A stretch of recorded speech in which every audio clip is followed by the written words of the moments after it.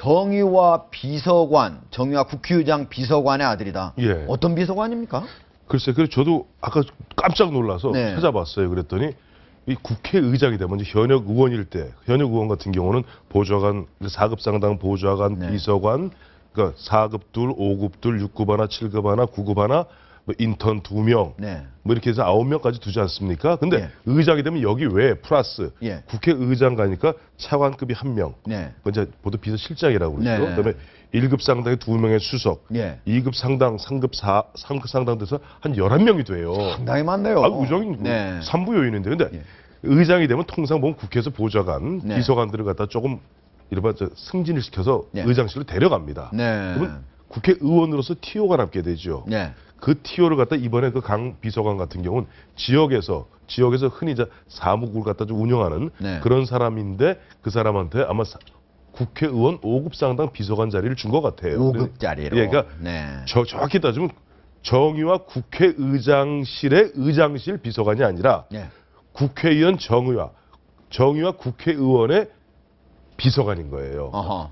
같은 얘기지만 조금 다릅니다. 어허. 그러니까 국회 정의와 의장이 되시면서 그 이제 좀 티오가 남으니까 예. 지역에서 일하던 쭉 조력해왔던 참모 중에 한 사람을 갖다가 5급 상당 비서관을 준 것 같은데 네. 문제는 이제 이 아들이 어제 새벽이죠. 어제 네. 새벽에 그 뭐 청와대 그것도 보면 직통으로 청와대 그 교환실로 전화 걸어서 청와대를 폭파하겠다. 또 얼마 전에는 보니까 뭐 대통령 저 삼성동 사저를 갖다가 폭파하겠다. 네. 또 김기춘 비서실장의 뭐 관전해진 사저를 폭파하겠다. 아마 동일인으로 짐작되고 있는데 네. 이 얘기한 사람이 그 강모, 네. 뭐 이제 전 비서관이 되겠죠. 전 비서관의 아들인데 제가 봤을 때 아직 뭐 정확한 내용을 모르겠습니다만은 아마 조금 정신이 이상한 것이 아닌가.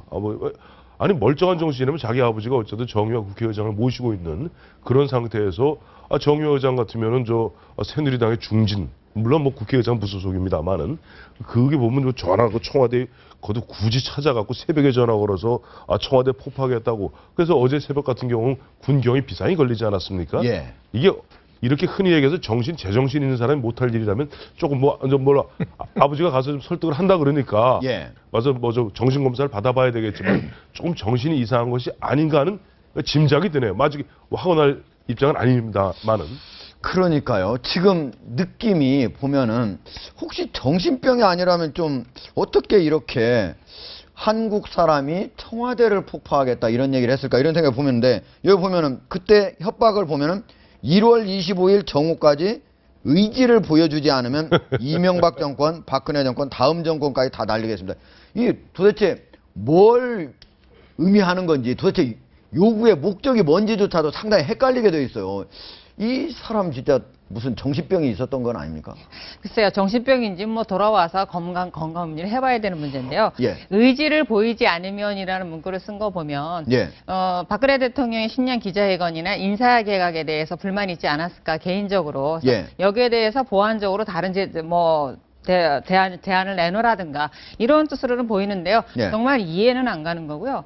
제가 오늘도 현행법적으로 그럼 뭘 위반했을까 검토를 해봤습니다. 예. 단순히 생각하면 협박죄일 것이고. 예, 그죠? 협박죄. 네. 그런 다음에 이게 폭발물 설치했다 그래서 경찰들이 그 검색하느라 난리가 났지 않았습니까? 예. 그러니까 위계한 공무집행 방해죄. 예. 공무집행 방해죄가 가능하죠. 예. 그래서 5년 이하 징역이나 그다음에 협박죄 같은 경우 3년 이하 징역이니까 예. 경합분 가중한다 그러면 7년 6개월 이하 징역형이 가능한 범죄를 현재 저지르고 있는 거죠. 예. 조금 전에 자막 나온 거 보니까 보면 정신병으로 군 의병 제대를 했다고 바로 조금 전에 아하. 청와대 폭파 협박 정신병으로 군 의병 제대했다. 흔히 이제 의가 사실 의병 제대를 했으니까 그 생각이 맞네요. 예. 그러니까 아마 그렇게 높은 형은 받지는 않겠죠. 네. 근데 아마 정의화 의장이 얼마나 당혹스러울까.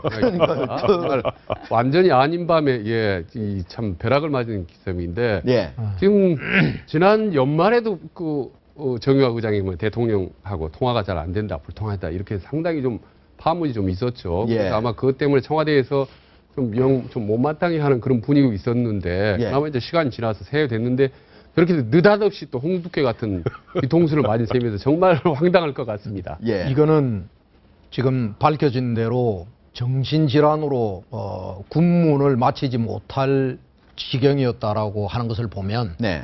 이거는 그냥 정신질환자의 해퍼닝이다. 예. 이렇게 정리를 하는 게 맞을 것 같습니다. 이 예. 근데 부분을 두고 정신질환자라고 하면 일단 그 아버지가 뭐 데리러 프랑스로 떠났다고 했는데 네. 그럼 이런 자녀를 프랑스에 혼자 출국시킬 만큼 그렇지 않습니까? 그러니까 실제로 병적으로 그렇게 진단은 받았을지 모르지만 현재는 치료가 돼서 혼자 자유롭게 신체 활동을 할 수 있는 지경일 수도 있습니다. 네. 그런데 지금 어쨌든 이게 프랑스에서까지 협박이 오다 보니까 많은 사람들이 혹시 국제 테러범 아니냐. 그리고 또 혹시 뭐 IS하고는 연관성이 없냐 이랬는데 이제 너무 황당하게 됐어요. 요즘에 뭐 황당한 일이 이것 말고도 어디 한둘입니까? 그러다 보니까 아주 비상식적이고 이해할 수 없는 일이 지금 일어나고 있는데 예. 이 일은 제가 보건대 그 방식이라든지 그 다음에 이미 대상자가 이 질환이 밝혀진 이런 것들로 봤을 때는